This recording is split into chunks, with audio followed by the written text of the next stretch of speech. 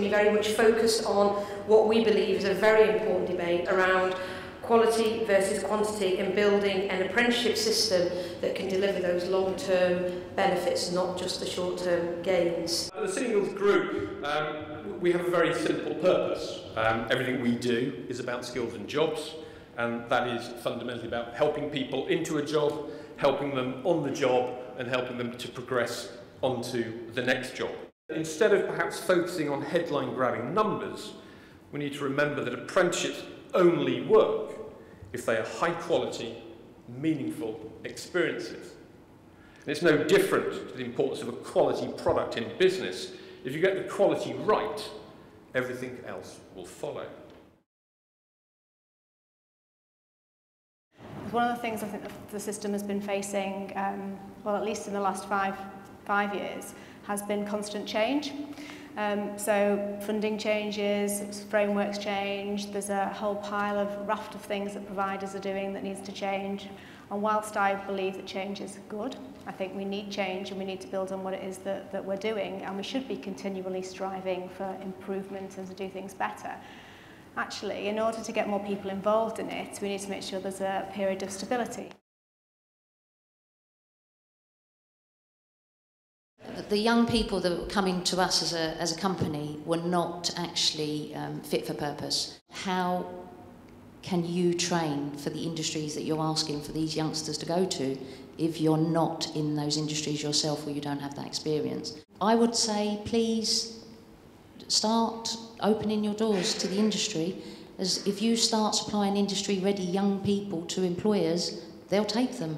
They want them, they need them for the future of their companies. Surely it absolutely makes sense for industry and education to work together. I mean, very much that's what we've just heard Jean say, that if you work with me, we can deliver both of our aims and objectives. It's not possible for people to leave school one day and switch their skill set and their expectations into the world of work. There needs to be much more of a bridge. I think the system needs to change. I think employer ownership is a big challenge for the sector. It's a challenge for providers, because actually if employers aren't engaged and they don't own the system and they don't want their staff to do it, or they haven't got the commitment, then actually we know that those employees aren't going to stay. We know that's going to affect success rates. We know that's going to be a challenge for us as a business. But we've got to look at how we get that employer ownership so that the system actually works, and it works for the individual and it works for the employer. I would like a drive on local authorities to start talking about apprentices being for the future of the companies that they're employed for. We don't train them and ask them to leave. We train them for the future of our companies. I was in a really lucky position and I worked for City and Guilds, and they're all about apprenticeships and helping people to get into jobs. Effectively, what is the point of having an apprenticeship that means that you can come out of being unemployed, but then a year later you will be unemployed again? That's not the point of an apprenticeship. So we do need to work on those issues. We see the apprenticeship as a skills and training development journey, and it's not a journey to the end of the apprenticeship, it's a journey through employment. We need schools to play a role and employers to play a role. To improve quality, you need to stand back for a moment and start to think about what you want at the end of your apprenticeships. You want apprentices who know what to do when they don't know what to do. You want apprentices who can do things that they haven't been taught, who know how to translate something they've learned in one place to another, who are in short resourceful.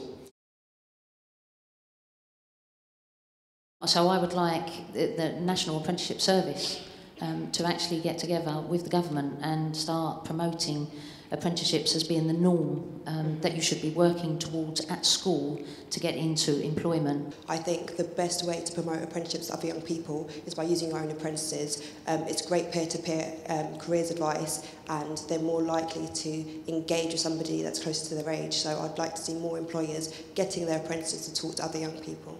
Excellent. So we've got promote, promote, promote, make it the norm, allow for that real learning and progression, and then we can start to shift the debate and the system.